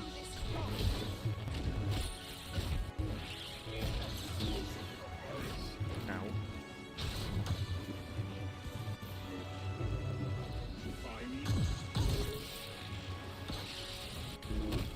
Oh, I'm getting shafted here, Jesus Christ.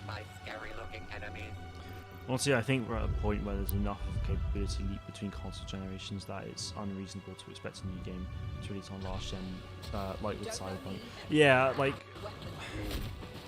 with the next Battlefield game, I honestly don't really, I can't see that releasing on like old previous gen consoles, and if it does, then it won't be anywhere near the capability of next gen. Like I think there has been a rumor saying that Battlefield 6 will release on previous gen consoles, but it will only be 64 versus 64 instead of 100.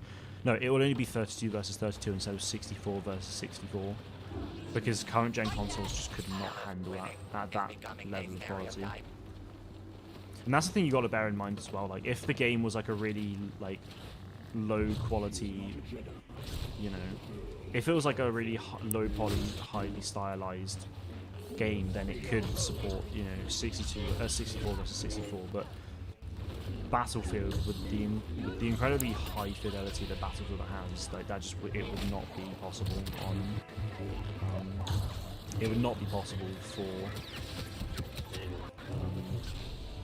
the previous gen consoles. But yeah, I mean, I do. Jesus Christ. Yeah, I do agree though. I think like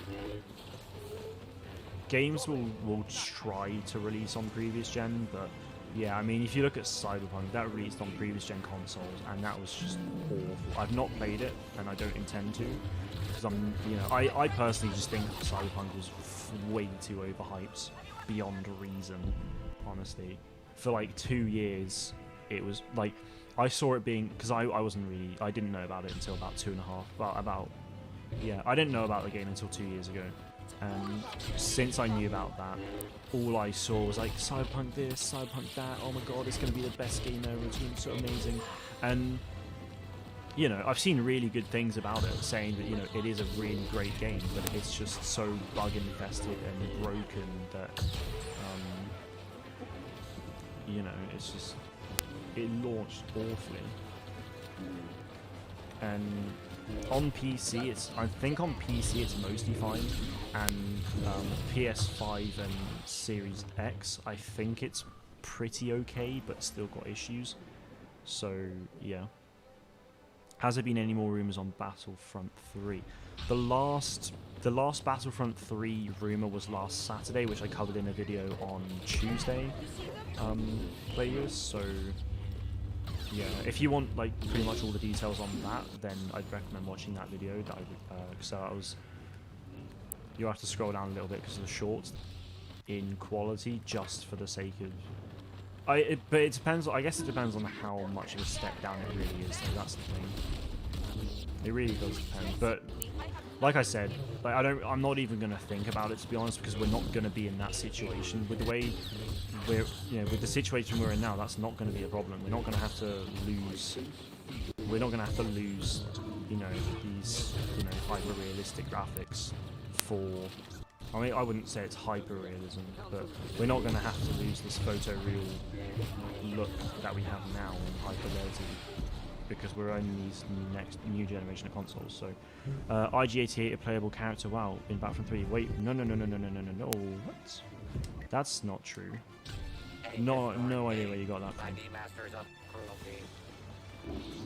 No idea where you got that from. There was a leak that said that IG-88 will be playable, but that was just someone taking the piss on the Reddit, and that was like obviously a fake. That was just very obviously a fake leak. Yeah. Done enough. So anyway, you got IG88 from. But even, like, I mean, IG88 could very well be a playable hero at some point in Battlefront 3, but a decision like that would not necessarily be made yet. So, and even if he was playable, he would not be playable at launch because he's such a small character. But yeah, like, yeah, 100%. Battlefront 3 would not launch on PS4 or Xbox One. It would only release on Series X, PS5, and PC. It would not be a previous gen release at all.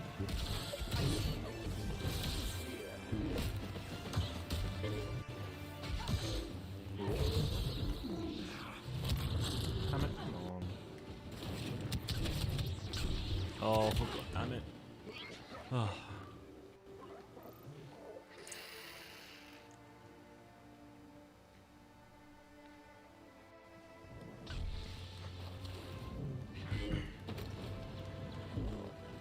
He's powerful and full of hate.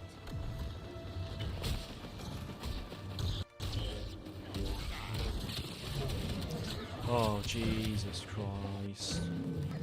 Thing is, though, Aiden. Yep, there you go.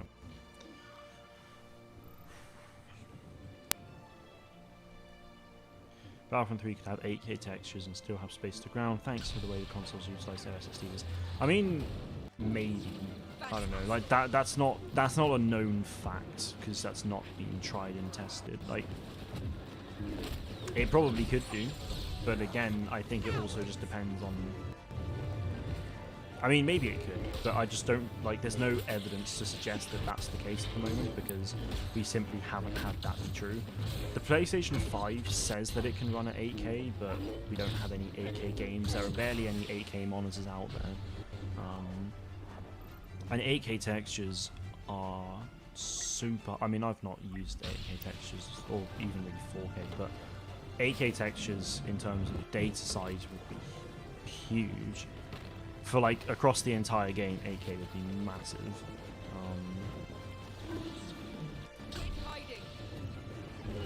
Yeah, I mean, like I said, it's highly possible. I mean, the PlayStation 5 can load 20 gig in like 2 seconds or something. Like 20.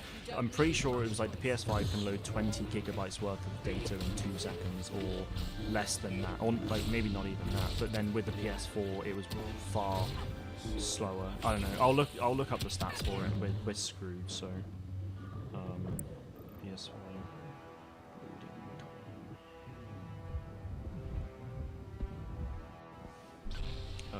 Here we go. Okay, so I got that slightly wrong. So the PS4 could load 1 gigabyte's worth of data in 20 seconds. But the PS5 can load 2 gigs worth of data in 0.27 seconds. So, you know, that's insane. Really. Absolutely insane. Oh my lord. Protect me. I could have, yep. Nicely done. Oh, Chewie's in trouble. Thing is, though, we could do this. If we work as a team, we could do this. Aiden's gonna be a pain.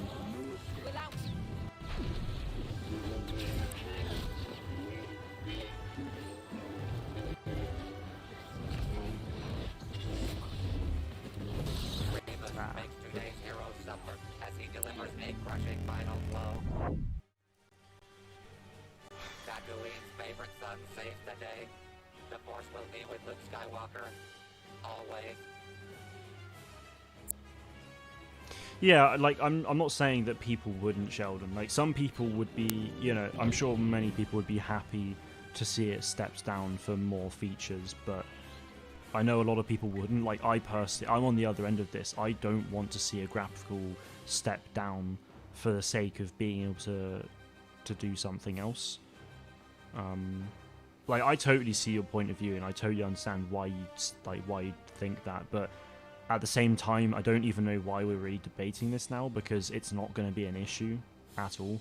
Like, if we get Battlefront 3, it's not going to release on PlayStation 4, and it's not going to release on Xbox One, because those consoles straight up would not be able to handle any of it. Yeah, it's just not going to be a thing for those consoles at all. And yeah, you know, with these new SSDs in these next generation of consoles, we're not going to have to worry about that. Like 2 gigabytes worth of data in 0.2 seconds, 0.27 seconds is crazy, considering a PS4 was 1 gig in 20 seconds. You know, that's, I don't really know how much faster it is. It's a lot. Let's just go. I can't be bothered to do the maths right now, because normally I'd write stuff down because I find it easier. But the PS5 loading time in terms of just loading data and everything is far superior to a PS4. So we're not going to have to worry about these graphical step downs for the sake of something else in games now. Like, if the game was going to come out on previous generation of consoles, then yeah, we'd have to a certain extent, maybe, but not now. And it also depends. I mean, Battlefield 6 could look, you know, Battlefield 6 on PS4 won't necessarily be on. Kieran, thank you very much for the sub, appreciate it.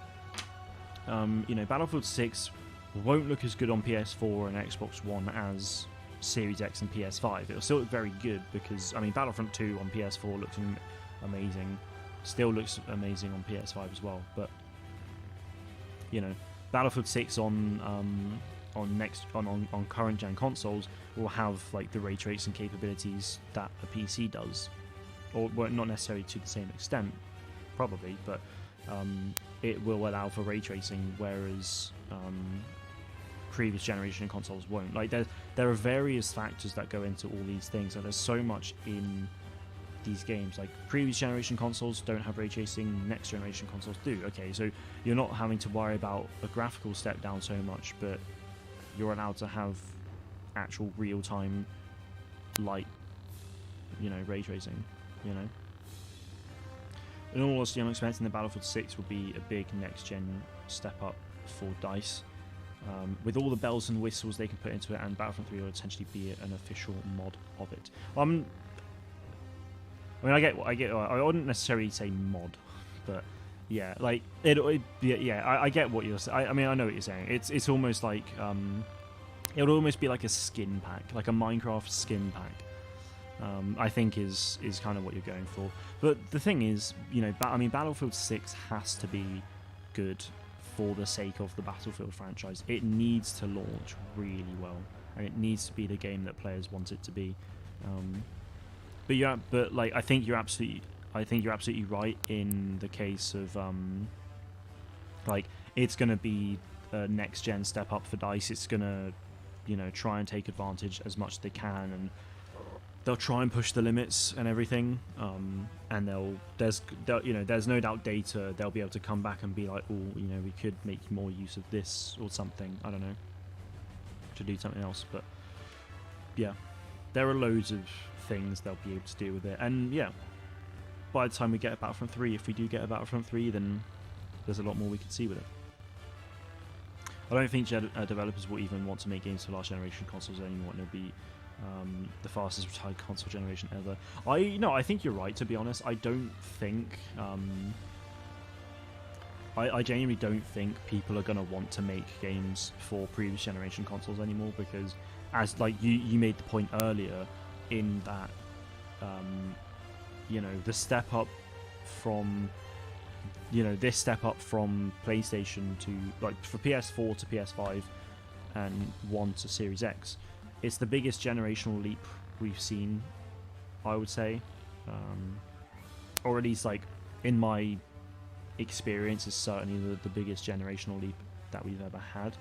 So yeah, I think if you're trying to make a game that takes advantage of all of these new, like, powers that you can have through, like, the SSD of the PS5 and all that, then making that game for you know, making that game for a previous generation console that doesn't have all of these capabilities, it would be painful. You know, you just wouldn't want to do it, and you'd have to sacrifice so much. So yeah, have you played Lego Star Wars for the Clone Wars? I have, yes. I used to play it a long time ago. I've uploaded 2 episodes of playing through that with my friend Torbis on the channel, but we haven't played that in a long time either. But I have played it, yeah. Yeah, no, I absolutely agree with you, Sheldon. I think, like, you know, I wouldn't be too surprised if Battlefield 6 releases on PS4 and Xbox One, but if it does, it's not going to be anywhere near the level. Like it'll you know, it will no doubt look really good. I mean, you look at Battlefield 1 and Battlefield 5 on PS4 and Xbox One, and they look, you know, it looks amazing, but yeah, it does look very, very good. So Battlefield 6 on PS4 would probably look very good, and it would be, you know, it would no doubt be a step up from Battlefield 5, but you know, you wouldn't have the ray tracing capabilities and God knows what else you can do with it. You certainly wouldn't have 128 players either. So, yeah.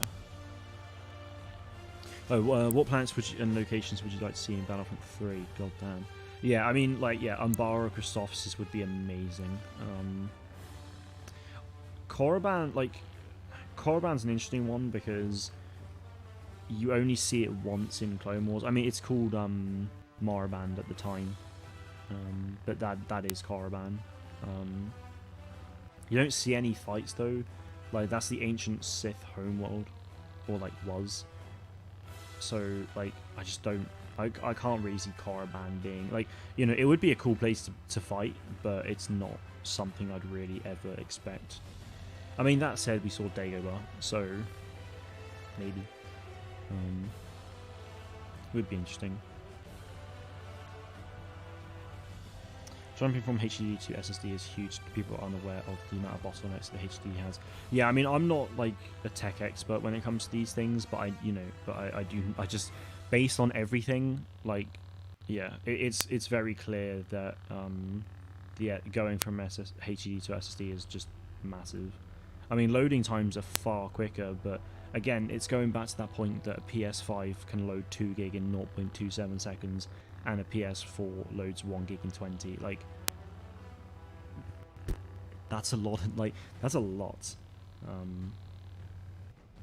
You know, I couldn't really look into my files now, but you know, some models might be like, I don't know. There are going to be various things in this game that are only kilobytes worth of data. Some maybe as big as, I mean, you're not going to have like a character model be several gig. But, well, you know, because Battlefront 2 is 115 gigs worth of data on my PS4. But, you know, that's, I won't get into it. There's so much that you can do now though, which is crazy. So yeah, I am gonna wrap it there though. I need to upload some stuff onto the channel for next week, so I'm gonna go do that. You guys have been a pleasure as always. I think this has been one of my favorite streams in a bit, to be honest. I think I said that last week, but we've pretty much consistently spoken about Battlefront 3 the entire time. So so yeah. File compression is also a really good point. I don't know how the new generation of consoles compress files, but also other, you know, the developers will compress the files before burning onto disks and all that jazz. But yeah, file compression is a really good point as well. That helps reduce size massively. But anyway, you guys have been a pleasure. It's been a lot of fun talking about Battlefront 3.